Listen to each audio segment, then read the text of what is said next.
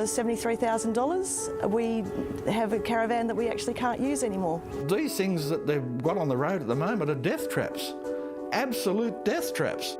There are more than 500,000 registered caravans in Australia, and the number is growing. They can cost up to 200 grand, and they're particularly popular with older Aussies. The idea was to retire and travel Australia in a caravan, and we decided to go for what we considered to be the best that we could afford. We wanted to spend 6 months of the year just travelling, meeting people, having a look at the place. There's so much out there to see. But since buying their caravan 3 years ago, Colin and Christine have barely spent any time on the road. The moment we picked up the caravan, things were wrong. No electrics. I couldn't use a toilet, couldn't use a pump, couldn't use a light. Colin says the caravan's poorly sealed, leaks water and worse, has a dangerous braking system that unexpectedly jams. Bang!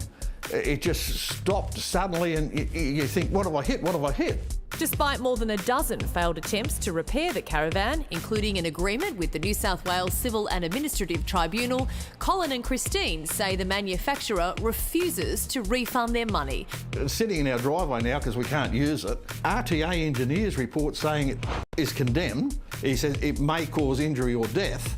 Stories like Colin and Christine's are common in this Facebook group. I've now got 19,000 members, and many of the lemon caravan owners understand now that they're not alone. Tracy's caravan is also sitting in a driveway unused and, as she says, unusable. We purchased the caravan for $73,000 in February 2015. Our plan was to live in it. It turned out one of the worst disasters in our lives. She's also tried to get a refund, citing a long list of electrical and other defects. But she says the manufacturer refused.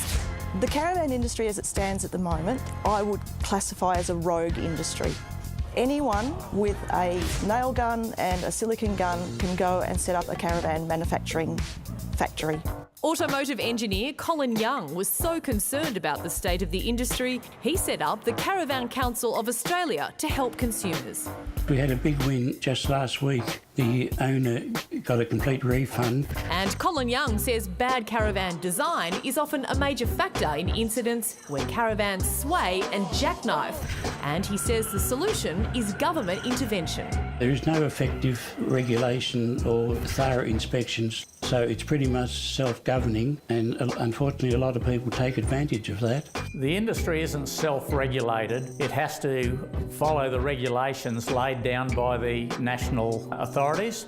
We have staff who go around checking on the compliance with those regulations. Rod Chapman represents the industry. I'm sure in any industry there are unscrupulous operators, and I'd be lying if I was to say that occasionally we don't find the same thing.